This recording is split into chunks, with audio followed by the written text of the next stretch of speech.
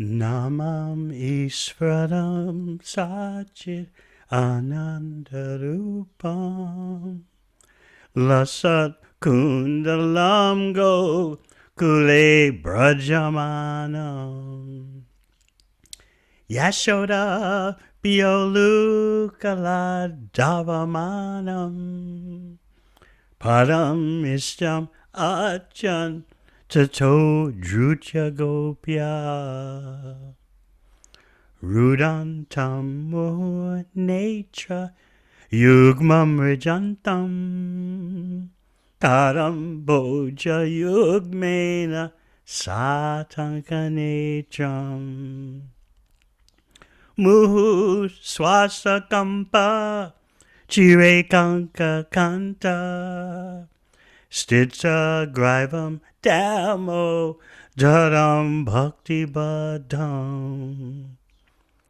Iti Drik Salilabir Ananda Kunde Swagosham Nimajantam Akya Payantam Tadi Eshita Gireshu Bhaktajitatam Puna Prematastam Shata Vritti Vande Vadam Deva Moksham Namoksha Vajimva Nachanyam Vineham Pareshadapiha Idang Teva Purnata Gopala Balam Sada Memanyastya Virastam Kimanyai Idam Te Mukambojam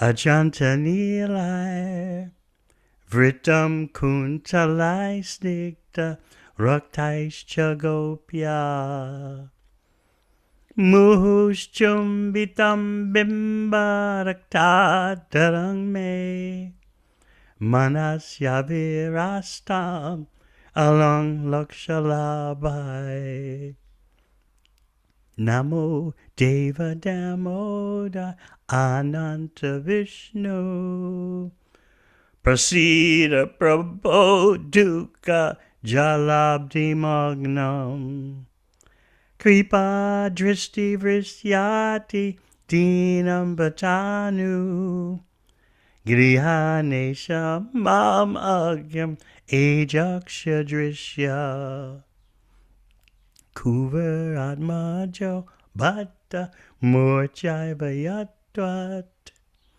Twaya Mochito Bhakti Bhajau Kritau Cha Tata Prema Bhaktim Swakame Priyachcha Namokshe Graho Mesti Damodareha Namastestu Damne Spura Deepti Damne Twadi Udarayata Vishvasya Damne Namo Radhikayai Twadiya Priyayai Namo Nanta Lilaya Devaya Tubhyam. Hare Krishna. We are nearing the end of the Kartik month, and I thought it would be appropriate tonight that we think about the end of Damodara Lila in terms of Nalakuvara and Manigriva. As you know, they're imprisoned in trees. A very lamentable fate ordinarily, but as you also know, they're imprisoned in the bodies of trees in Vrindavan during Krishna's appearance. So let's consider of the Damodarastic prayers, which many of you know are eternally perfect prayers, the Acharyas explain, which are there in the Padma Purana and have emanated from the mouth of Sri Satyavrata Muni, but those prayers, the Acharyas say, have always existed. We'll look at verse 7 in particular. Kuvaratmajo, Bhadam Murtyaiva Yadvat, Twaya Mochitao Bhakti Bhajao Kritaucha, Tata Prema Bhaktim, Sakame Priyachcha, Namokshe Grahomesti Damodareha. O Lord Damodar, just as the two sons of Kuvera, Manigriva and Nalakuvara, were delivered from the curse of Narada and made into great devotees by you in your form as a baby tied with rope to a wooden grinding mortar, in the same way, please give to me your own prema bhakti. I only long for this and have no desire for any kind of liberation. Think about that. Namokshe grahomesti damodareha. No desire for any kind of liberation. Those two sons of Kuvera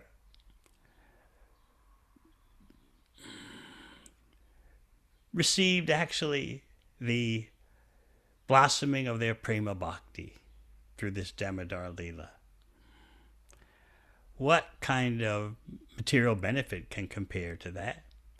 And what kind of liberation can be compared to that? How is it that they have such extraordinary fortune?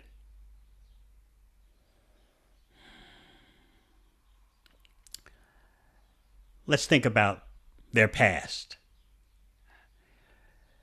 Usually, we do not meditate upon the karmic days of Vaishnavas before they took shelter of the Lord's internal potency. But for glorifying the mercy of the Supreme Personality of Godhead, sometimes histories of the pre-bhakti days inspire us. And of course, they glorify the deliverer. In this case, think about what Narada Muni found as he happened to show up at the Mandakini Ganga and saw these privileged sons of Kuvera who were actually associates of Lord Shiva. They had a high material birth beyond anything available on earth. Yet they had become so degraded. This shows us the power of material affluence, which leads to uncontrolled senses, pride, degradation in general. This is a very important lesson that these two boys teach. They were more than just spoiled brats. They were wild and proud of it. First of all, they were intoxicated out of their mind. They're not drinking the Varuni beverage that Balaram and his associates drink in the forest of Vrindavan. Now they're drinking ordinary Varuni, which is just material intoxication. They're sporting with young girls, all unclad in the river. Not an ordinary river, but actually a holy place of pilgrimage. How offensive. But because the two boys felt so empowered by their affluence, they felt like they were untouchable. And of course, blinded by intoxication, If they had any discrimination in the slightest bit, it was all gone. Was it by chance that Narada Muni came upon them? Chance as we think it. Throwing the dice. We call that chance. Lottery. Games of chance. The Sanskrit word often used is yadrichaya. And roughly, you could say it's translated as by chance. But it doesn't mean chance the way we think. Just random luck. Luck of the draw. No, nothing happens in existence for no reason, just out of the blue. It's Narada Muni's portfolio, his sacred mission to wander and come in contact with conditioned souls. So that is very purposeful, this mission of Narada Muni. And he came upon these two boys at such a, you would say, embarrassing time, but the boys weren't embarrassed. They were too intoxicated. The girls, as you know, were horrified. They were not intoxicated to the extent that they couldn't recognize the presence of Narada Muni, an extraordinary saintly person. What would Narada Muni do? Pritchett Maharaj is asking Narada Muni, he's asking Shukadeva Goswami, Tama, anger, revenge, is this what motivated Narada Muni in cursing those boys? No. Even though Pritchett Maharaj used that word for anger or even revenge, that does not reveal the motivation of Narada Muni, which is that way, whatever he does, it benefits the conditioned souls. He instigated a series of events that led to these boys getting the highest benediction. It took some time, but the mercy of the devotee causes the Supreme Lord to respond. We can consider the present state of human society, proud with material opulence or possessed out of envy with the desire to have more material opulence. The world's divided into the haves and the have-nots. The haves want more, and the have-nots definitely want more because they see others in the world are having it. So in this way, the whole world has become possessed, obsessed with economic growth at all costs, even if that growth destroys the planet. Does anyone in this world know anything better than having their societies run and gun for ceaseless economic growth? And who can control their senses to curtail such passion? And people will tell you, why should we curtail? Why should we cut back? It's obvious. Look at how much difficulty people have, whether it's right or wrong or necessary or not. Look at how they can't handle just COVID restrictions, whether right or wrong. I'm not getting into that one. But what I'm focusing on is look how people can't handle the slightest restrictions, curtailments. Can't do this, you have to do that. Do you think then that these same human beings are going to be able to voluntarily curtail their economic growth just because it's destroying the planet and destroying themselves? It's just not happening. The first world will not cut back. The second and third worlds certainly will not cut back. We want what everyone else has. As I often point out, those in developing countries say, "It's why are you shutting down our party just because we're late? Leave us alone. Let us have our chance for destroying the world." So what we have is a human civilization that cannot correct itself. Let's face the facts. Even when they know something is wrong, or at least some persons know something is wrong, no one can do anything about it.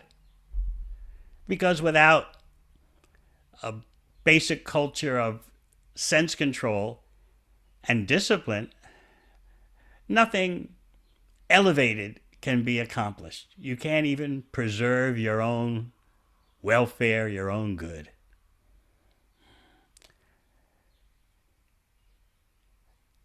In that way, the example of Nalakuvara and Manigriva is very appropriate. They couldn't do anything good for themselves. They just squandered away their greatest fortune of being associates of Lord Shiva. And they're making such offenses in a holy place. At least the girls had some common sense still present. Oh, it's Narada Muni. We've got to cover up. We don't want him cursing us. But the boys were so blind with intoxication. Now, an interesting point that the acharyas raise is that someone may comment,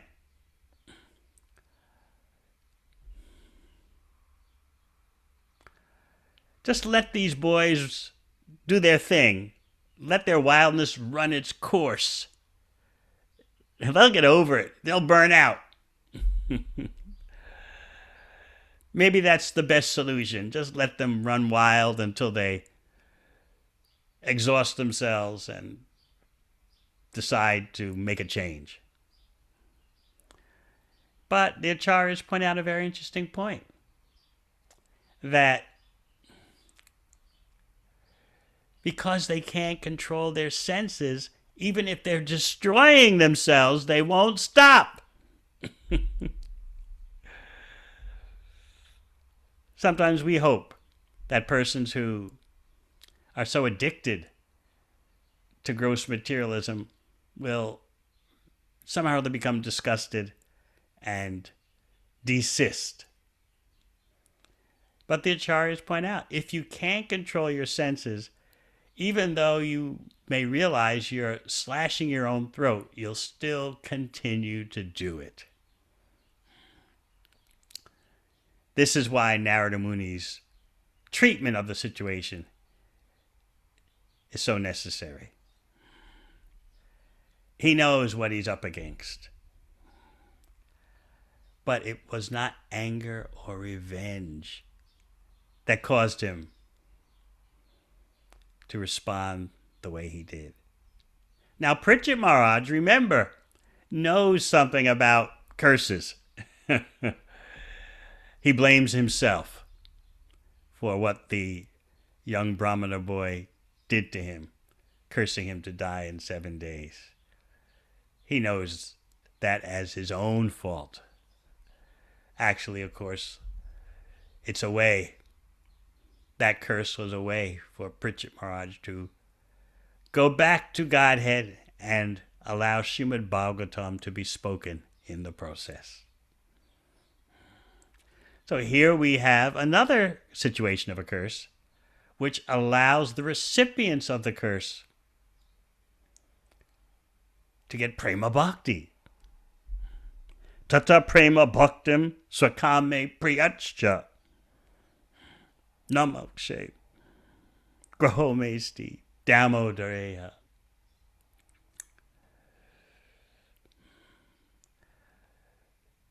They got more than just relief from material existence.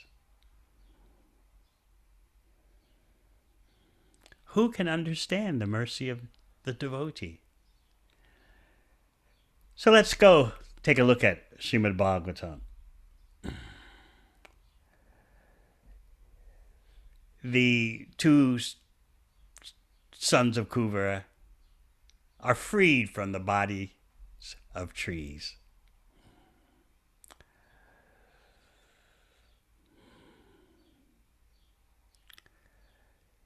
By Krishna's knocking down these trees, he's having some fun. He's proceeding toward the trees slowly as he's tied with a rope to the mortar. Why is he proceeding slowly? It's because he's a child. He's in the role of a child.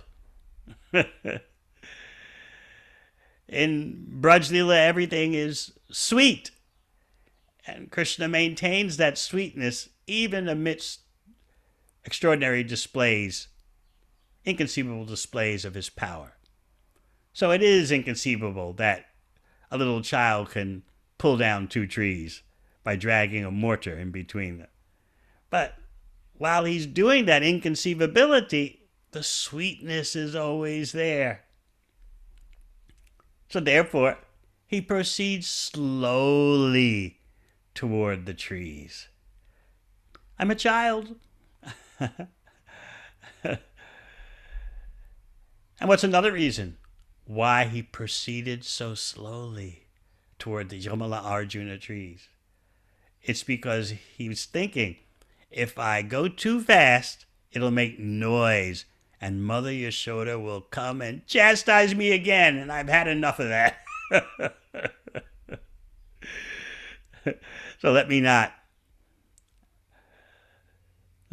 make any noise as I proceed, dragging the mortar so it gets stuck. Let me proceed stealthily. Remember?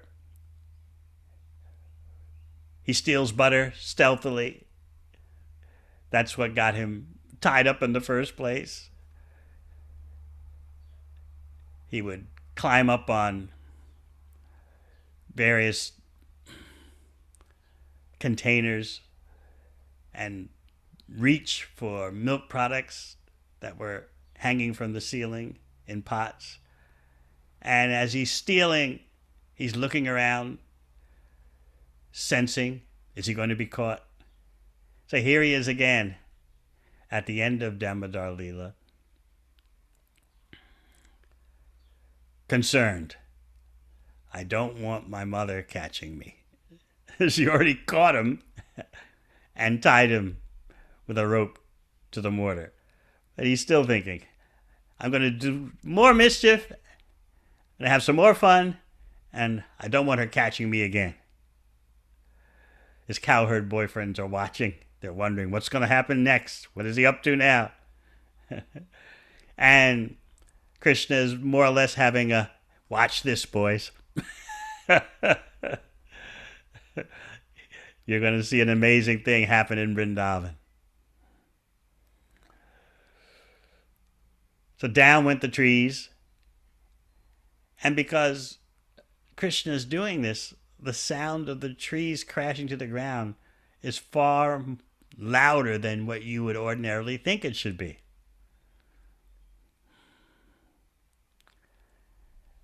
And then out from the trees come these two demigods.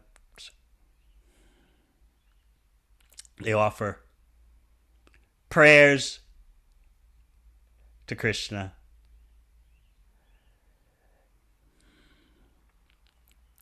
And Krishna is laughing. Listen to these prayers. Are these two for real? Look at my situation. The acharyas say that Krishna could be laughing at himself. They're offering me all these glorious prayers that I'm the source of the creation, I'm this and that, and look at me.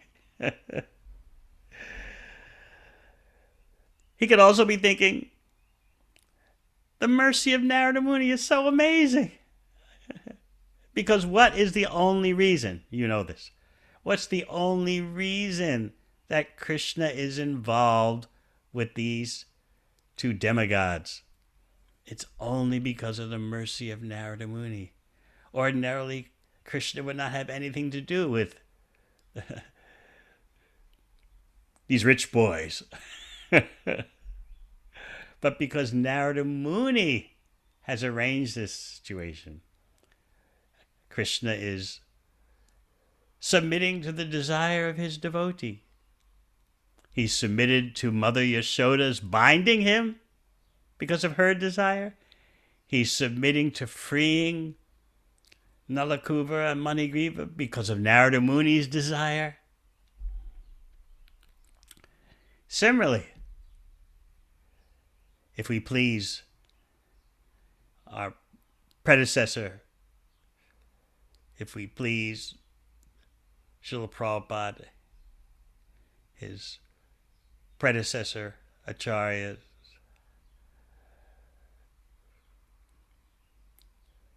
that's the way to capture Krishna's attention. Because Krishna se tomar, Krishna dite par. Krishna is the property of his devotee. So as I often point out, Srila Bhaktivinoda Thakur sings that he's running after the devotee shouting Krishna, Krishna.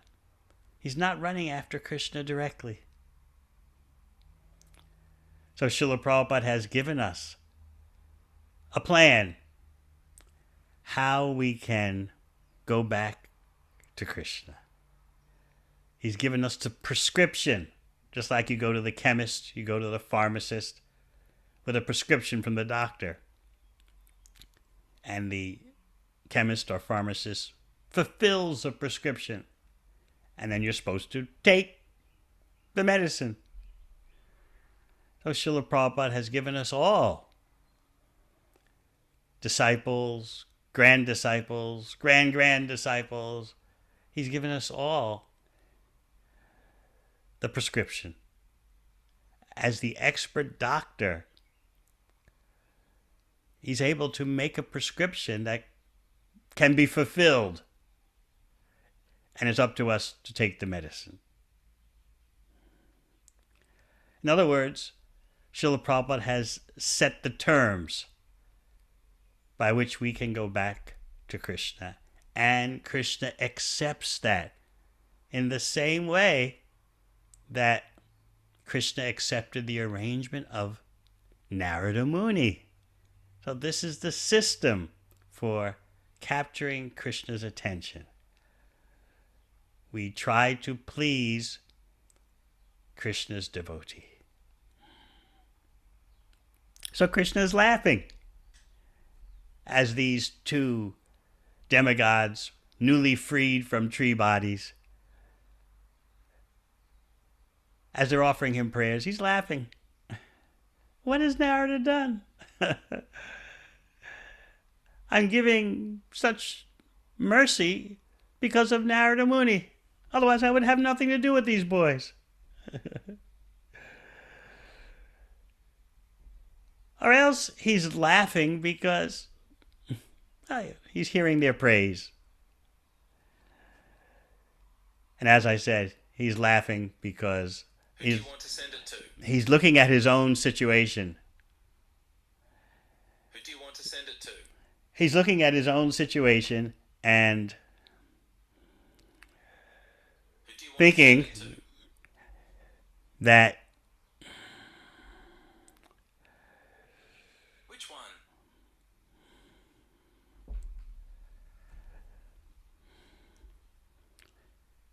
He's thinking that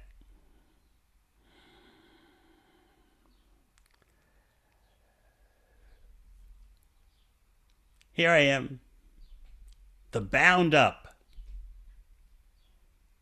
having set others free. They've been bound up in tree bodies for such a long time. I'm bound up by the gopis' love.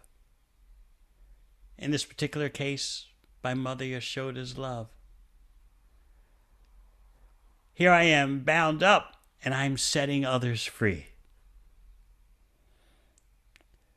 So this is very amusing, very ironic for Krishna.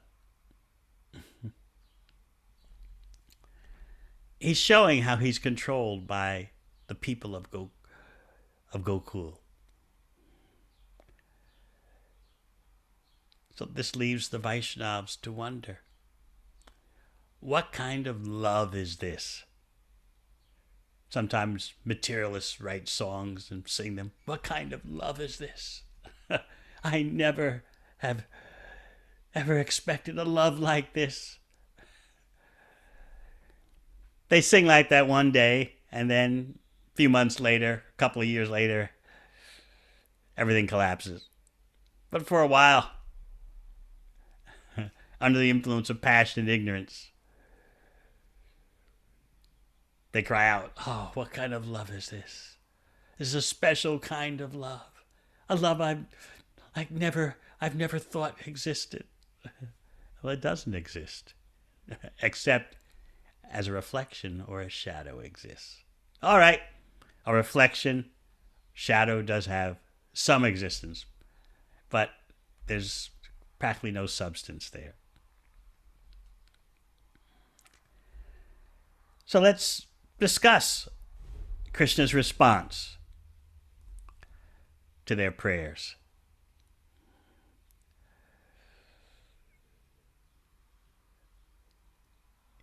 And bear in mind that the rope and the mortar were not just ordinary material objects. No. The Acharyas point out that the rope and the mortar that Krishna is tied to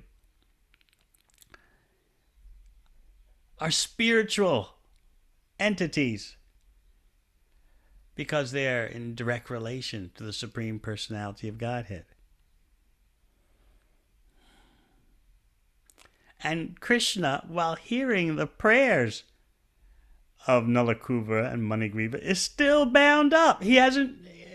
Now, obviously Krishna can free himself, but he prefers, he chooses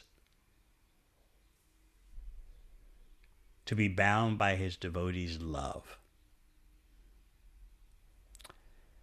Sri Bhagavan Uvacha Gyatam Mama Paraivaitad Rishina Kanunat Mana Yachtri Mandan Dayor Bhagbir Vibram Sho Nugraha Kritaha.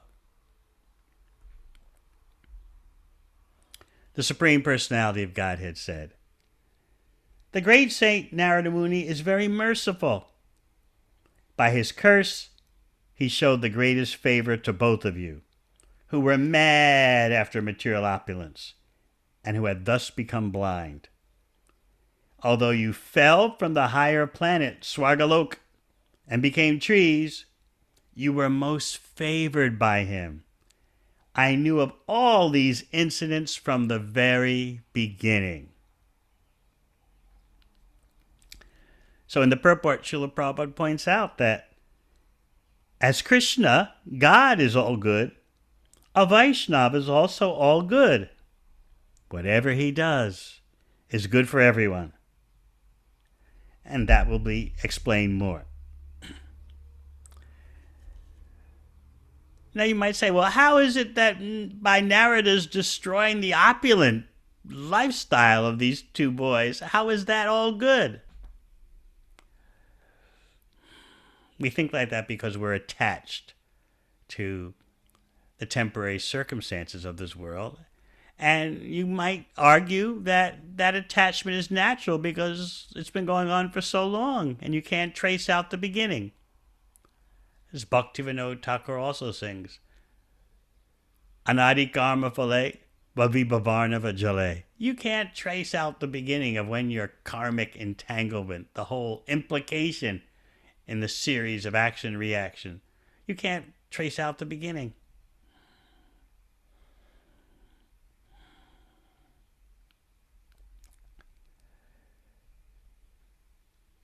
How is Narada Muni going to put an end to all that?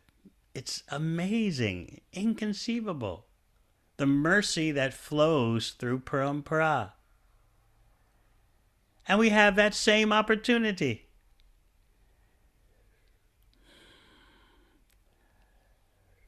This is not a heavenly planet. I guess you figured that out. We've got pandemics, we've got climate change, we've got nuclear weapons all harassing us.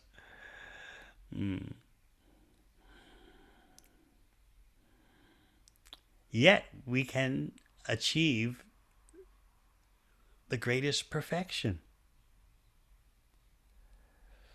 Just as Narada Muni arranged this greatest perfection and Krishna fulfilled it, similarly, Srila Prabhupada has given us instructions for his disciples, grand disciples, on into the future. How to go back to Krishna successfully, even amidst these most turbulent times.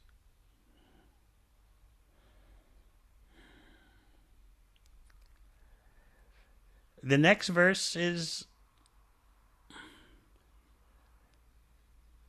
very insightful in that it points out the effects of associating with devotees. All our outreach endeavors are always keyed on giving devotee association, because that's the only way Krishna can be understood.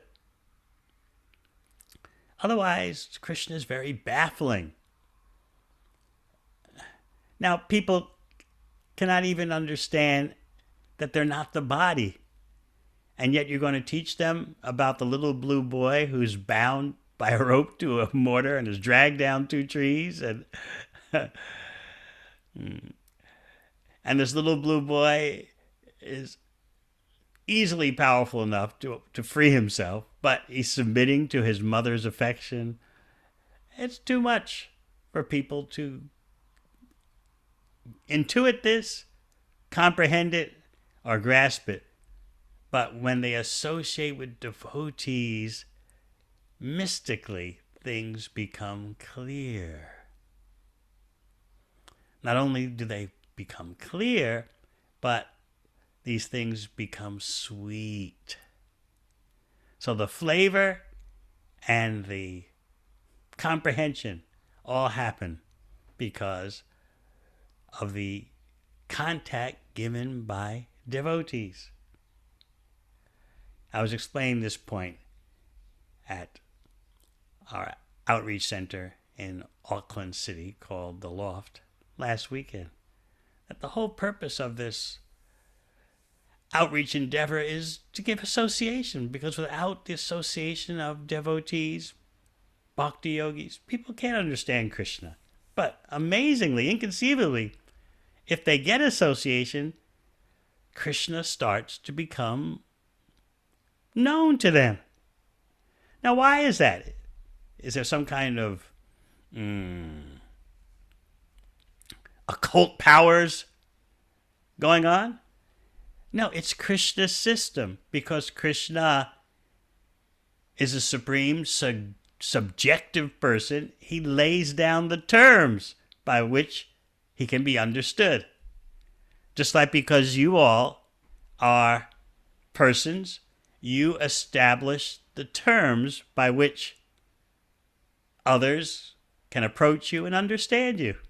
It all depends on you.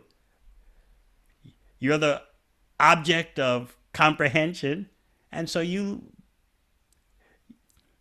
establish what the terms are. Just like if someone wants to understand, let's say, amongst those I see on the screen here, someone wants to understand Itu. Well, they have to do it her way. She can choose that I don't want to have anything to do with you. I won't let you understand me. I'll present you a false image of myself to get you off my trail. It's all up to her. Now, Krishna is the supreme subjective person. If he says the best way to understand me is through association with devotees, then that's the way it is. So please consider this next verse. This is verse 41 of the 10th canto, chapter 10. We previously have talked about verse 40. Now we're on 41. Sadhunam samachittanam sutaram mat kritatmanam darshanano bhaved banda pumso kshno savitur yata. Beautiful verse. When one is face to face with the sun, there's no longer darkness for one's eyes. Similarly, when one is face to face with a sadhu, a devotee, who is fully determined and surrendered to the Supreme Personality of Godhead, one will no longer be subject to material bondage.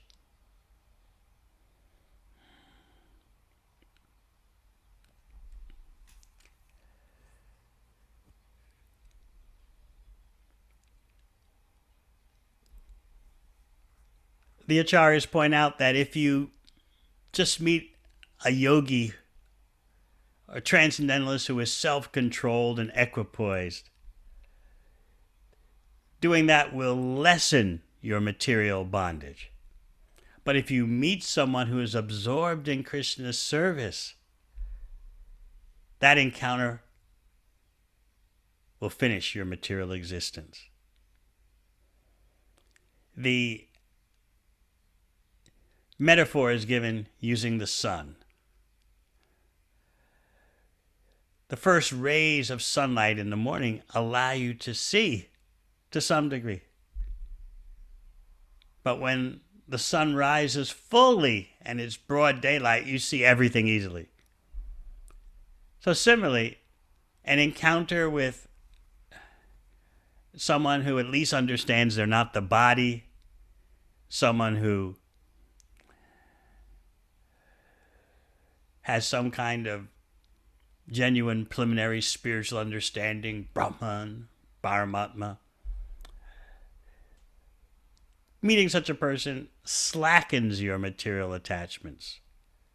But for your material existence to be terminated, you need to meet someone who's absorbed in Krishna's service. Just like when the sun completely rises and it's broad daylight, then you can see everything. So please remember this. When one is face to face with the sun, there's no longer darkness for one's eyes. Similarly, when one is face to face with a sadhu, a devotee, who is fully determined and surrendered to the Supreme Personality of Godhead, one will no longer be subject to material bondage. Of course, what if you're blind and the sun has risen? It's broad daylight. You won't benefit from the sunlight. Similarly, if we make offenses, those offenses blind us or put up a barrier for our receiving the mercy of the devotee. In that case, there won't be any release from material existence. We screwed up. We've blocked out the sun rays by our offenses. We were discussing last weekend in the temple in Auckland how sometimes we hear statements that anyone who watches the Rath Yatra cart go by is liberated. And so we wonder, well, what's happening? A lot of people have seen the Rath cart go by in the world these days. So many Rath Yatras. They're all liberated? Yes. When they see the Rath cart go by, they're liberated. But, Srila Prabhupada pointed out, what do they do after the Rath cart passes? They unliberate themselves by activities they shouldn't be doing. Still, the credit that they get from seeing the Rath cart allows them to one day in the future receive a chance for engaging in Krishna's service. And if they meet a devotee, that opportunity can crystallize. In this way, Narada Muni is showing us, by his dealings with Nalakuvara and Manigriva, how important contact with a devotee is, especially quality contact with a quality devotee. And we should all want to become quality devotees, even though it may seem impossible.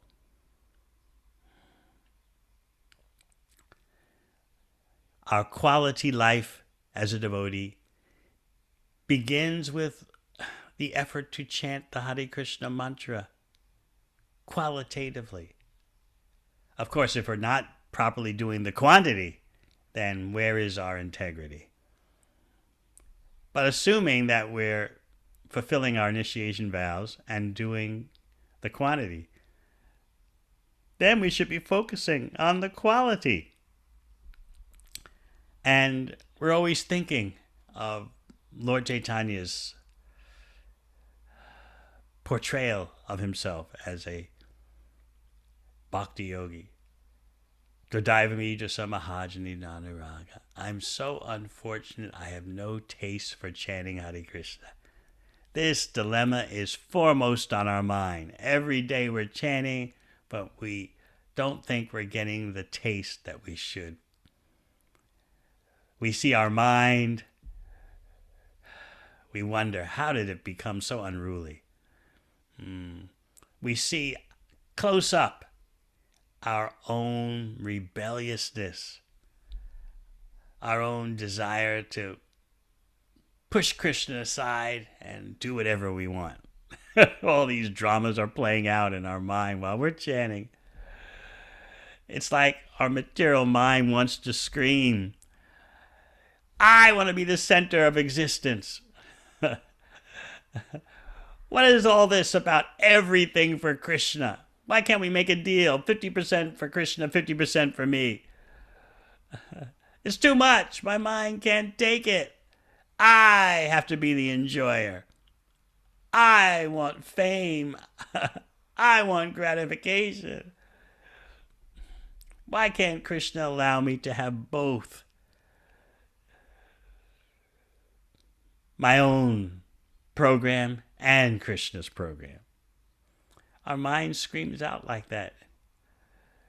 But we should know that we continue every day to focus on hearing the Hare Krishna mantra. We'll never think we're hearing enough.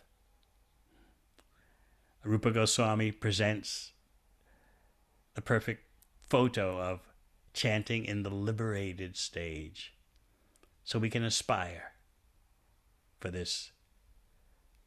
He says, when I chant, I think, why only one tongue? Why only 2 ears? I need thousands of tongues, thousands of ears to properly relish Krishna's name.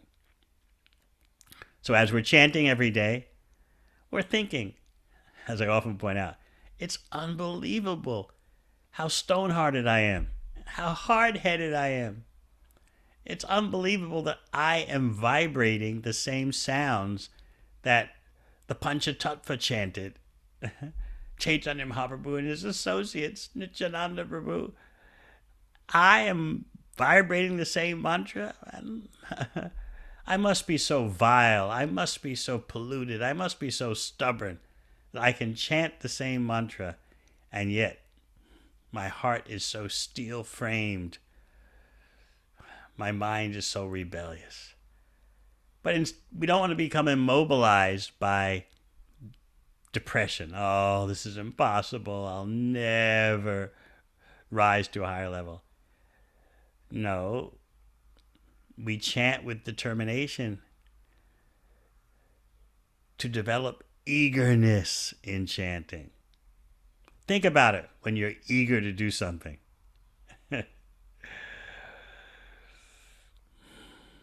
There's anticipation, there's contemplation of relishing. Oh, this is going to be good. Oh, it's coming my way. Oh, this is so nice. Yes, yes. We want eagerness for chanting Hare Krishna. Let's keep that foremost on our agenda.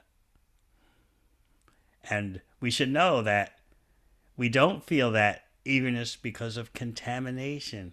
But if we continue chanting with the hope for developing eagerness, it will come. And then we start thinking, why 16 rounds? Why only 16? Right now we may be thinking, oh, 16. Okay, I did 12. Oh, I've got 4 more. When can I squeeze them in? But when we develop eagerness for chanting, we're thinking, oh, why do I have to stop at 16? It's not enough.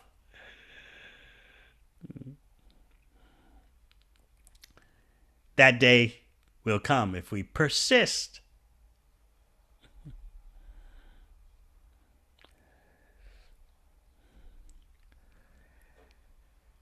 So let's look at Krishna's continuing statements to Nalakuvara and Manigriva. Tad gachtatam mat paramo Nalakuvara sadhanam sanjato mai bhavo vam ipsita paramo bhava. We talked about how by seeing devotees, darkness is completely destroyed. We want to be that kind of devotee. We want to do that service. We don't want spiritual advancement for our own fame. We want spiritual advancement so that we can be qualified, efficient servants of Sri Chaitanya Mahaprabhu. So Krishna says, O Nalakuvara and Manigriva, now you may both return home. Now, yes, they're going to go back to the heavenly planets, but that's just temporary. They're on their way back to Godhead.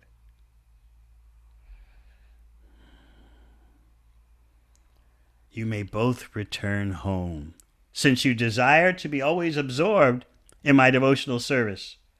Your desire to develop love and affection for me will be fulfilled. And now you will never fall from that platform. Haribol!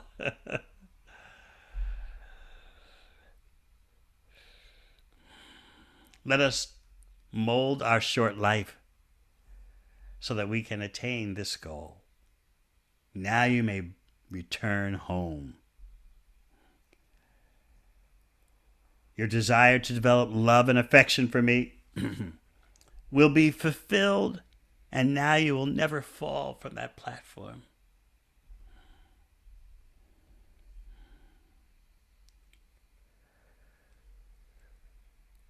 Because Narada Muni is satisfied, Krishna is telling them, therefore I'm satisfied. Jiva Goswami points out that because the Lord is the ocean of natural sweet qualities, such as humility, he doesn't speak of his role in their attaining the ultimate goal of life. He says, this is Narada. Narada's mercy has been involved. Narada has been completely satisfied. But remember, Pritchett Maharaj asked Shukadeva Goswami about tamas. Narada Muni, angry and revengeful? Is that the situation? And now you see the extraordinary mercy of Narada Muni, who gave a simultaneous curse blessing. We can see in devotees' lives that sometimes the greatest calamities turn out to be benedictions because they bring devotees closer to Krishna. Actually, every time a so-called calamity happens to a devotee, there's the opportunity to use it to come closer to Krishna. This is real yukta vairagya, transcendental renunciation. How to use everything, even calamity, for coming closer to Krishna. This is bhakti yoga. This is how full, how perfect and complete bhakti yoga is. Of course, Queen Kunti demonstrates that perfection. We don't want to artificially, fanatically imitate, but she's telling the absolute truth. She's saying, Krishna, the real calamity, regardless of what I've been through, and she's been through a lot, as you'll read in the first canto. Regardless of what I've been through, the real calamity is your leaving. That, I say, is the real calamity. And these other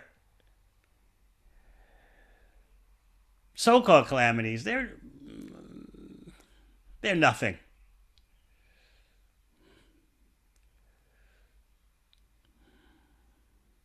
She's showing how to engage even setbacks, material setbacks, how to engage them in Krishna's service for moving forward. Now, where do you find such yogic ability as that? How to use not simply technology or vehicles or this or that in Krishna's service, but how to even use setbacks in Krishna's service. This is real completeness. This is how bhakti yogis go on serving Krishna amid happiness and distress. Of course, it takes some perseverance to learn this skill. But think about the benefits. You're ready for anything. So-called happiness, so-called distress, it's all engaged in Krishna's service, all used to drive you closer to Krishna's lotus feet.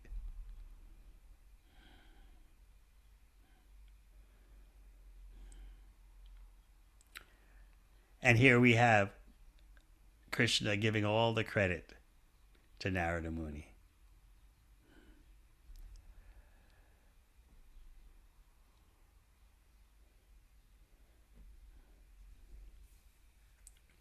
So again, remember, the one who is bound up is setting someone free, setting these two brothers, demigods, free.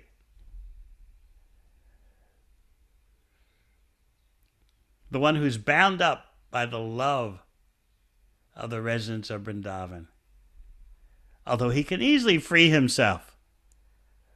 He could have easily arranged that he not be tied up by rope to the grinding mortar, but he's succumbing to love, and at the same time he's setting others free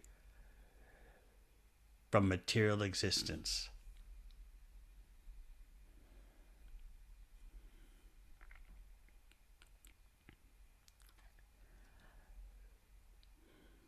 When we think about the world situation today,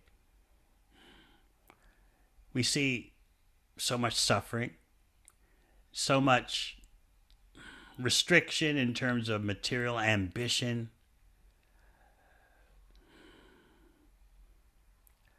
We feel sorry for those coming of age, coming into their prime now, because their hopes for material flourishing are doubtful.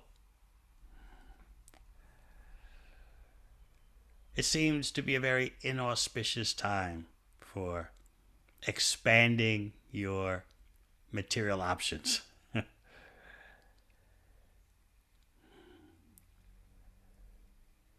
I was talking today to some devotees in a temple in the USA where a big percentage of their staff, their pujaris, were down with the virus.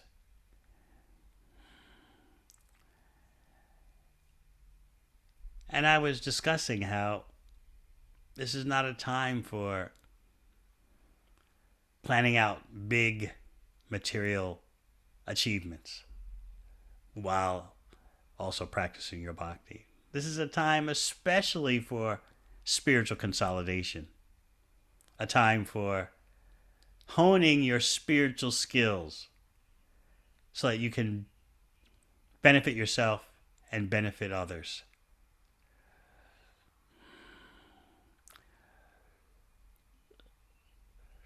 Human society on the planet right now is shaking. It's unstoppable, seemingly unstoppable acceleration in economic growth has been stopped in the tracks. People are going to be wondering, what do I do with myself? What is my real goal? What's my career? And in the northern hemisphere, winter has just begun.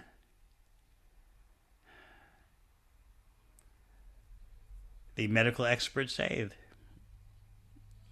the pandemic is just setting in.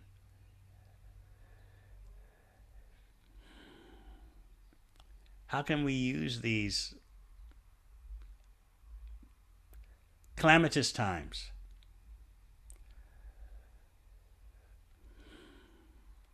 of turmoil, confusion? How can we use these situations for coming closer to Krishna and teaching others to do the same? Let us pray for that kind of intelligence. There must be a way how we can accelerate our spiritual advancement even in these times. Otherwise, bhakti is not complete if we're just a sunshine yoga. When the sun is shining brightly, summertime and the living is easy. If that's the way bhakti is, it's not complete. If it's holistic, then everything, all situations have to be able to be engaged in Krishna's service through bhakti yoga. This is the amazing gift that Sri Chaitanya Mahaprabhu has given us. And we can learn this most, shall we say, mystic ability of engaging even material distress in Krishna's service. We learn that and we develop the perseverance to do that in the association of devotees. Otherwise, it is difficult. I would agree with you.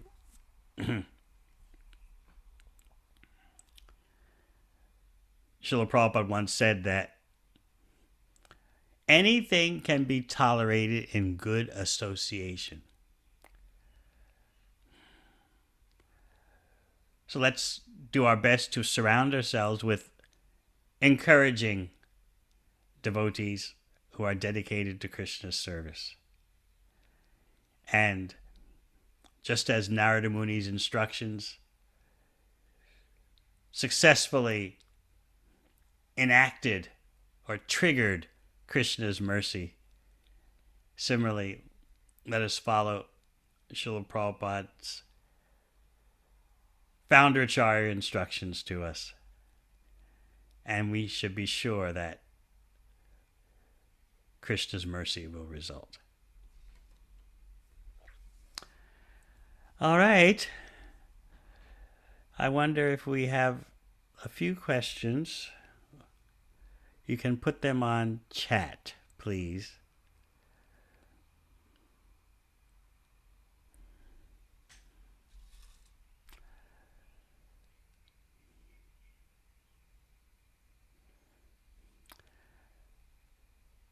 I get to see some of you who I haven't seen face to face for a while. Chandrika. I hope you're keeping safe in Bulgaria. Ishwar Chandra.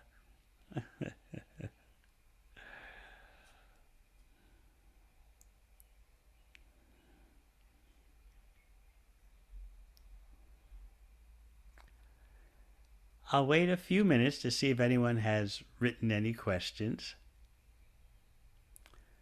Okay.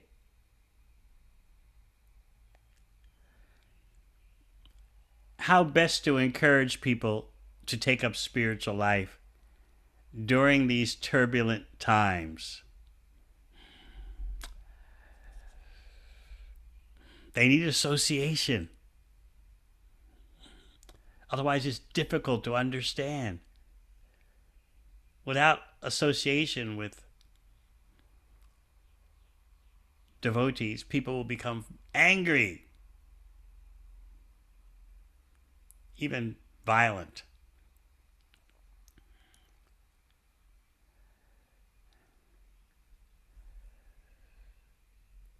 They need, more than ever, the knowledge that a devotee can give, and they need to be able to see that knowledge in the example of the devotee.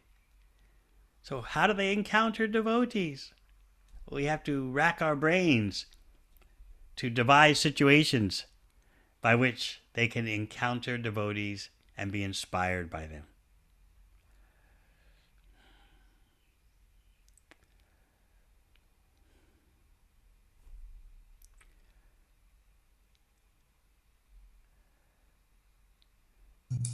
In reference to verse 41, you mentioned that even though the sun may be visible and fully shining, one may not be able to see it at all if one's completely blind due to offenses. What hope is there for such a person? How can one overcome the effects of all their past offenses? Our number one offensive problem is chanting Hare Krishna. Because we chant with offenses, it seems that the Krishna sun has not risen in our life, or that we just get a little glimpse of the rays of the sun. So therefore, there needs to be a daily endeavor. It should be foremost on our mind. When you go to sleep at night, I recommend, as you're going to sleep, you start thinking, tomorrow morning when I wake up, I want to be eager for quality chanting. And I'm going to keep trying day after day. Some days it seems I'm more successful than other days, but I'm going to daily give a quality effort.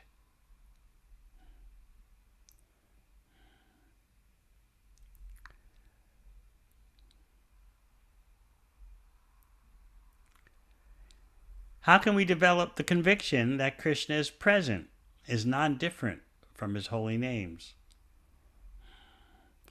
We need to understand the glories of the Hare Krishna mantra.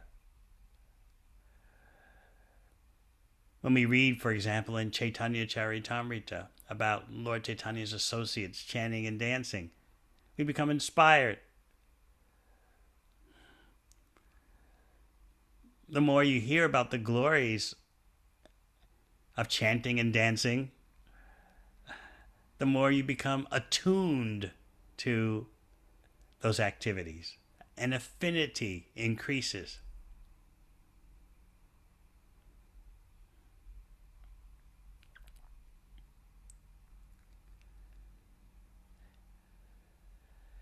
This is a very interesting question. What about the girls who were sporting in the river unclad? They weren't as drunk, they weren't as out of it or offensive as Kuvara's sons. How come they didn't get the benefit from Narada Muni's curse? That's a good one. What about the girls in the river? And they even scrambled to put on their clothes. My only answer can be, you'll have to ask Narada Muni.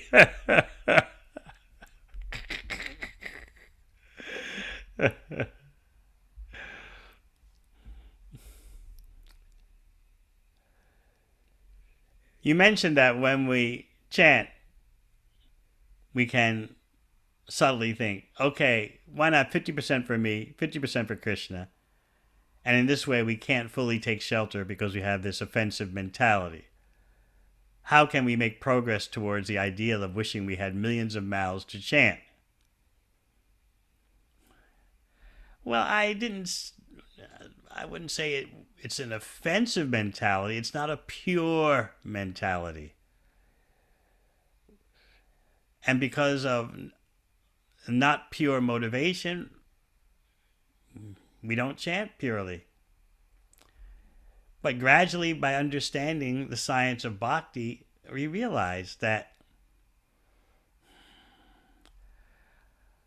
actually all I want is to chant Hare Krishna properly.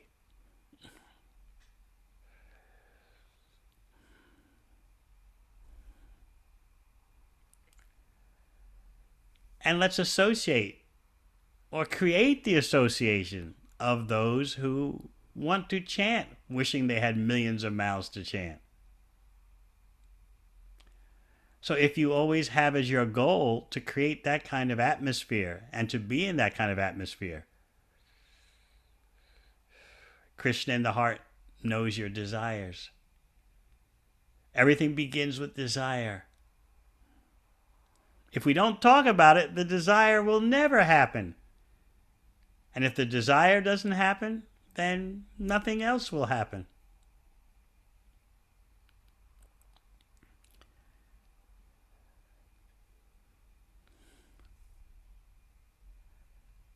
How do we uproot the weeds in the heart? If by habit, energy, or conditioning we make offenses, then how do we come out of this loop?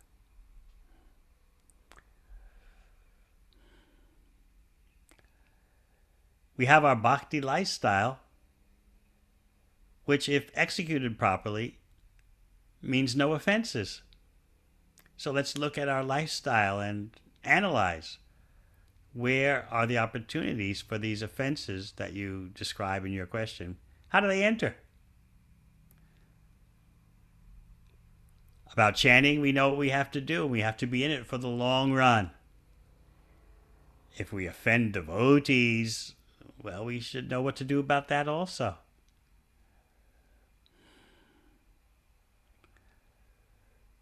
Sincerity means you take the trouble to have the knowledge of what you're doing and why.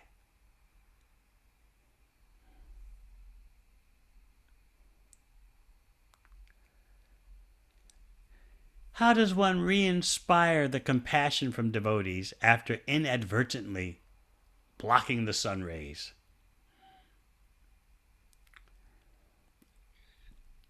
Tell devotees, I didn't listen to you before, but that's my foolhardiness.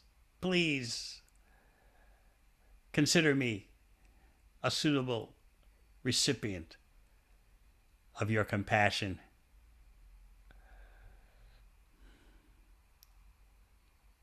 Tell them that.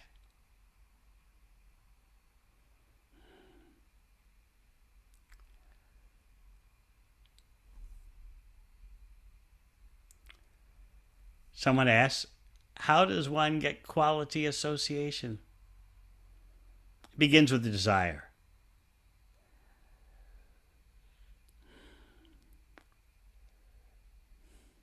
And then we have to know what quality association is. We want to be amongst those who are dedicated servants of Sri Chaitanya Mahaprabhu. Chanting, dancing, taking prasad, glorifying Krishna, and distributing Krishna's glories.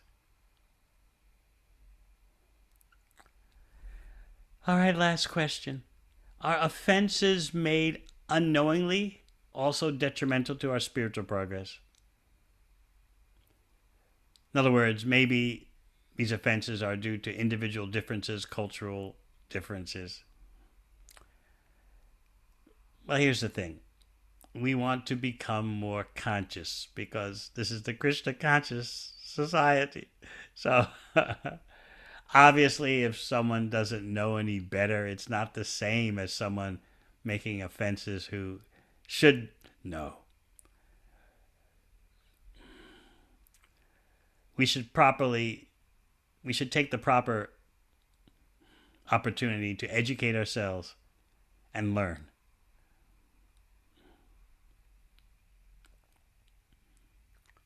Let's be responsible bhakti yogis.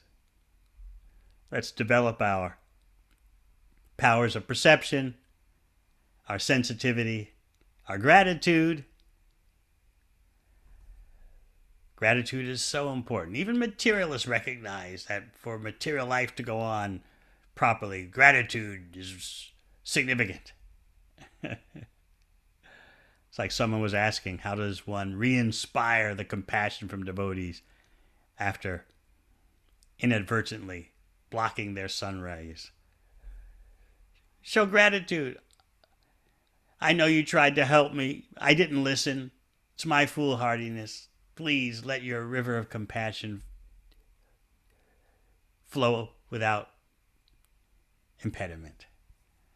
Gratitude is so enlivening, and that gratitude increases the outreach. It's not that devotees are torturing themselves from a lack of appreciation, but still, if you express gratitude and appreciation, it encourages them to do more for Krishna. And the greatest, as I often explain, the greatest victory for Maya is when someone doing outreach feels wounded, unappreciated, or rejected, and then decides, oh, what's the use in doing this outreach work? Brings you a lot of pain, lack of understanding. I quit. Oh, that's a great victory for Maya. Yes, quit. Get off the playing field. Wonderful. Be discouraged. Yes. You gave so much. You sacrificed so much, and no one cares. No one appreciates. Yes, you should just be a quitter. Just mind your own spiritual affairs. Don't drop your bhakti, but just be concerned with yourself. It's a great victory for the illusory energy to get you off the playing field. It's strategic. The illusory energy knows, well, we can't get you out of the arena completely, but at least we get you off the playing field. So we'll get you to sit down in the stadium and not be on the playing field. Just sit down and watch and mind your own affairs. And so the more players that become discouraged and leave the playing field, the better it is. No one's going to spread knowledge of bhakti. But when you show appreciation for anyone who has tried to help you in bhakti, it's not that they're, oh, Prabhu, appreciate me. But still, it inspires them to think, I was just a imperfect instrument of Lord Chaitanya's mercy. But let me go on. Let me increase. Let me try to help others. So in that way, by showing gratitude to anyone who has tried to help you in your spiritual life, you increase Lord Chaitanya's Sankirtan mission. Because those persons think, well, let me go on helping other people. And the converse, when devotees who've sacrificed to help others feel rejected or even condemned or misunderstood, it can become a great victory for Maya, because such devotees say, what's the use in this outreach? What's the use in preaching? You just get hurt. You put your all in all and no one understands that you put your all in all. But just a little bit of gratitude can stimulate such an increase in Lord Chaitanya's Sankirtan mission.